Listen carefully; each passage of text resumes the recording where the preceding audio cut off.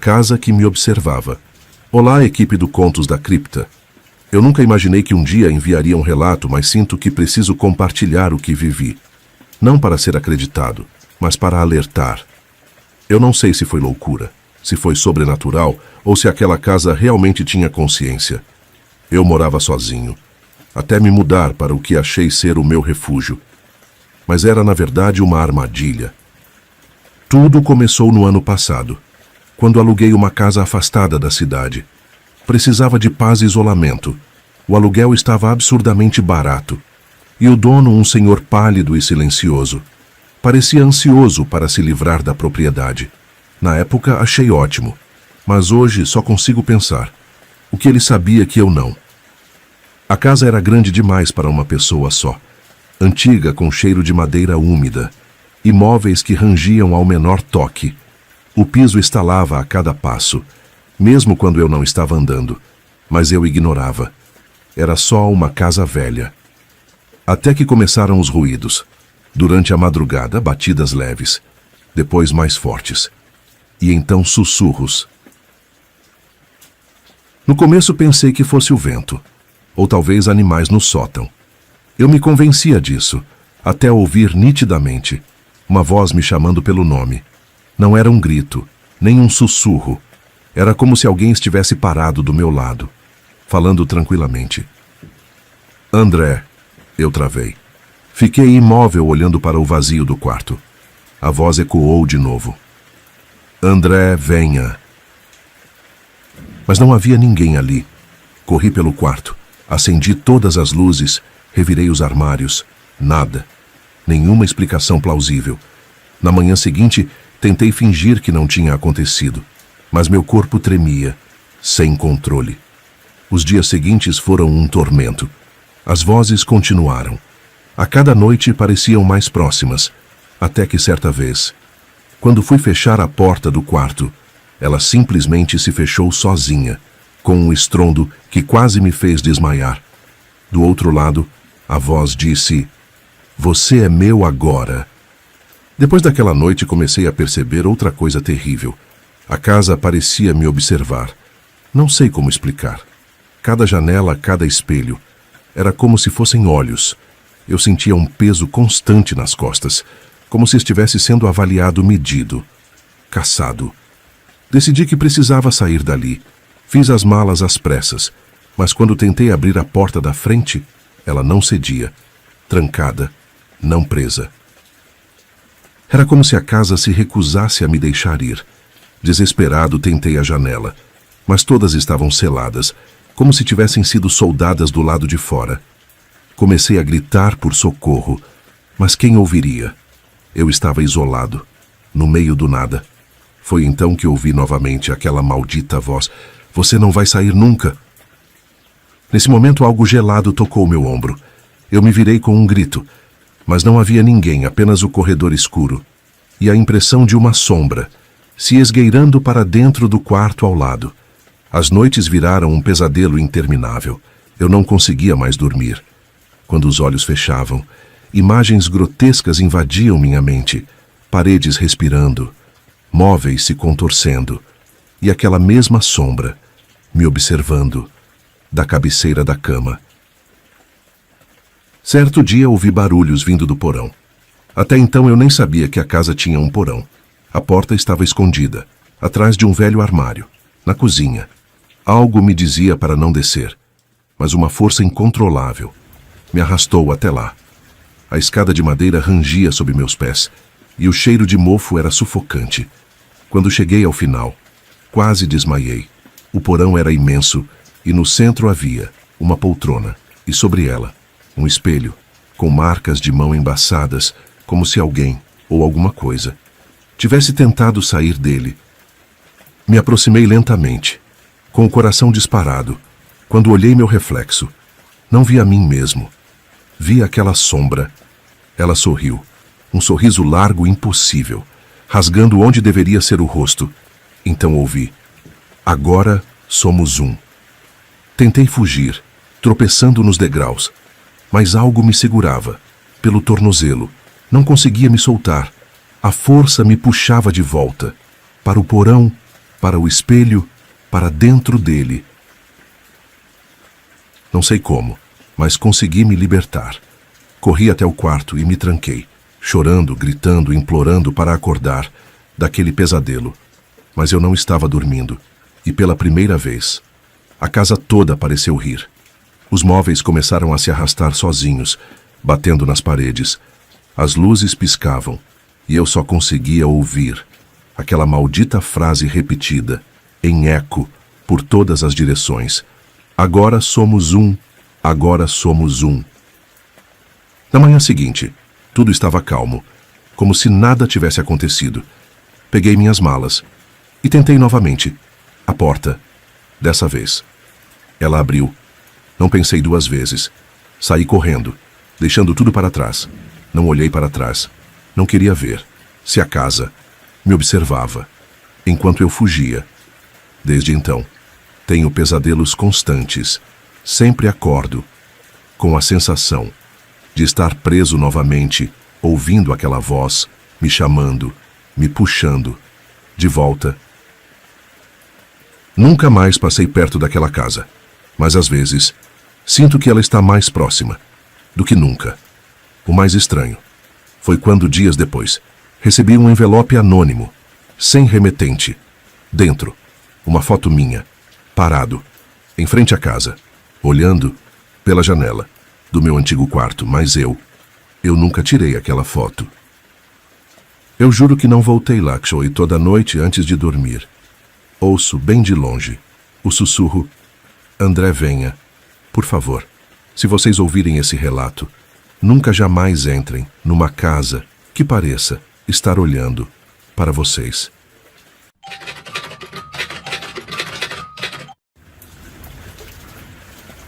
E aí você acredita em histórias assustadoras? Título: O bebê reborn que nunca parou de chorar. Meu nome é Camila e até hoje me arrependo profundamente do dia em que comprei aquele maldito bebê reborn. Sempre fui fascinada por bonecas realistas, mas o que aconteceu depois, jamais poderia ter imaginado. Escrevo este relato na esperança de alertar quem, como eu, acredita que brinquedos não podem carregar o mal. Tudo começou numa tarde chuvosa, quando passeava por uma feirinha de antiguidades no centro da cidade. Entre objetos enferrujados e móveis empoeirados, meus olhos foram atraídos por uma boneca, perfeitamente esculpida, enrolada em um cobertor de crochê azul. Parecia um bebê de verdade, com pele rosada e uma expressão serena. Ela é única, disse a senhora que cuidava da barraca. Seu olhar era frio, distante, como se escondesse algo. Mas não recomendo que leve. Aquela advertência soou estranha, mas minha curiosidade falou mais alto. Quanto custa? Perguntei, ignorando a tensão no ar. Não se trata de preço, moça, ela murmurou. Esse bebê carrega histórias. Eu ri, achando que fosse uma tentativa barata de valorizar a peça. Deixei algumas notas em cima da mesa e saí com a boneca nos braços, sem perceber que naquele momento havia selado o meu destino. Em casa, coloquei o bebê reborn sobre uma poltrona no meu quarto. O cheiro de poeira antiga pairava no ar, mas algo mais parecia impregnar o ambiente. Uma sensação densa, sufocante. Sacudi a cabeça achando que fosse imaginação. Naquela noite, porém, meu sono foi perturbado. Acordei no meio da madrugada com um som estranho. Um choro agudo abafado vindo de algum canto do quarto. Meus olhos se arregalaram, o coração disparou. Levantei, tropeçando no escuro, e acendi a luz. O choro cessou instantaneamente. Olhei para a poltrona. A boneca estava lá imóvel. Devo estar ficando louca, sussurrei tentando rir da situação. Desliguei a luz e voltei para a cama. Mas bastou fechar os olhos para ouvir novamente o choro, agora mais próximo, mais real, como se o bebê estivesse deitado bem ao meu lado. Com o corpo inteiro arrepiado, me virei devagar, só para ver que a boneca não estava mais na poltrona. Ela estava no chão aos pés da cama. Aquela imagem me paralisou. Não conseguia me mexer, nem gritar. Apenas lágrimas escorreram involuntariamente pelo meu rosto. Na manhã seguinte tentei racionalizar. Talvez eu tenha deixado ela cair sem perceber. Mas no fundo eu sabia que não era isso. Algo estava errado, muito errado. Resolvi guardar a boneca no armário e esquecer aquela noite bizarra. Mas o pesadelo estava apenas começando.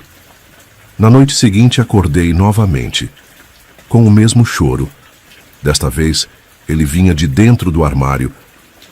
Tremendo, me levantei e abri a porta com um puxão. Lá estava a boneca, sentada de frente para mim, com os olhos de vidro brilhando intensamente, como se estivessem vivos. O pavor tomou conta de mim. Peguei a boneca e joguei no lixo do prédio naquela mesma madrugada. Achava que finalmente estaria livre, mas no dia seguinte, ao acordar, ela estava novamente na poltrona do meu quarto, com o mesmo cobertor azul e um sorriso maior. Comecei a ouvir passos pela casa, quando estava sozinha. O choro não cessava mais. Ecoava pelas paredes, pelo teto, pelo banheiro. Cheguei a ligar para uma amiga pedindo ajuda, mas ela achou que eu estava tendo um surto de estresse. Deixe de bobagem, é só uma boneca. Mas não era. Certa noite, enquanto eu chorava abraçada aos joelhos, as luzes começaram a piscar. O choro do bebê virou um grito, lancinante, inumano, que fez meus ouvidos sangrarem. Vi com meus próprios olhos a boneca se arrastar pelo chão, até os pés da minha cama. Gritei como nunca havia gritado antes. Corri para fora de casa descalça, desesperada. Passei a noite na rua, sentada na calçada, enquanto observava as luzes do meu apartamento piscarem sozinhas mesmo à distância. Ninguém acreditava no que eu dizia. Dias depois chamei um padre. Ele entrou no apartamento e, após alguns minutos de silêncio, saiu pálido, sem dizer uma palavra. Apenas me entregou um pequeno frasco de água benta e recomendou: enterre a boneca e nunca mais volte a este lugar. Com todas as forças que me restavam, coloquei a boneca dentro de uma caixa, lacrei com fita isolante e dirigi até um terreno abandonado, longe da cidade. Cavei com as mãos até rasgar a pele dos dedos e enterrei aquela maldita coisa. Chorei de alívio, ou pensei que fosse alívio. Nos dias seguintes, a sensação de alívio foi substituída por uma ausência profunda, um vazio, como se eu tivesse deixado algo de mim naquele buraco. As noites ficaram silenciosas demais, mas o sono nunca mais veio. E então o choro voltou. Agora não vinha mais de um lugar específico, mas da minha cabeça. Ecoava dentro de mim, como se tivesse se fundido a minha alma. Comecei a ter lapsos de memória, a perder a noção do tempo. Sentia mãos invisíveis me puxando, de volta para aquele terreno. Na última noite que passei no apartamento, antes de ser internada, acordei com algo pesando sobre o meu peito. Abri os olhos, e lá estava, o bebê reborn, sujo de terra, com os braços estendidos, me sufocando. Tentei gritar, mas não saía som algum. Quando finalmente conseguiram me resgatar, já não falava coisa com coisa. O médico disse que eu estava em choque, com os nervos completamente destruídos. Fui diagnosticada com psicose aguda, mas eu sei a verdade. A boneca voltou para me buscar. E um dia, ela vai conseguir. Escrevo este relato de dentro desta clínica, onde dizem que estou segura. Mas todas as noites, eu ainda ouço o choro. Agora ele está mais fraco, como um sussurro, como um chamado. Sei que logo será a hora de partir e me juntar a ele para sempre. Se você encontrar um bebê reborn por aí, com um cobertor azul e olhos de vidro muito brilhantes, fuja, não faça como eu. Não o leve para casa, porque esse tipo de brinquedo não quer ser apenas admirado. Ele quer ser amado para sempre. Mesmo que para isso precise levar você junto. A história de vida da minha mãe. Eu quero trazer a vocês um pouco da história de vida da minha mãe.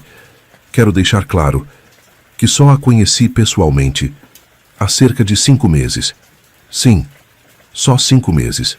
Antes disso, nunca havíamos nos visto. Desde a separação dela e do meu pai, ela foi embora e não voltou mais. Eram poucas as notícias que tínhamos dela. Quando ela entrou em contato comigo, eu já era casada e a ignorava totalmente, pois, na minha cabeça, nada justificava o abandono e a falta de amor pelos filhos. Eu não conhecia sua história, muito menos o seu lado. Fui criada pela família do meu pai, que então só conhecia a versão dele.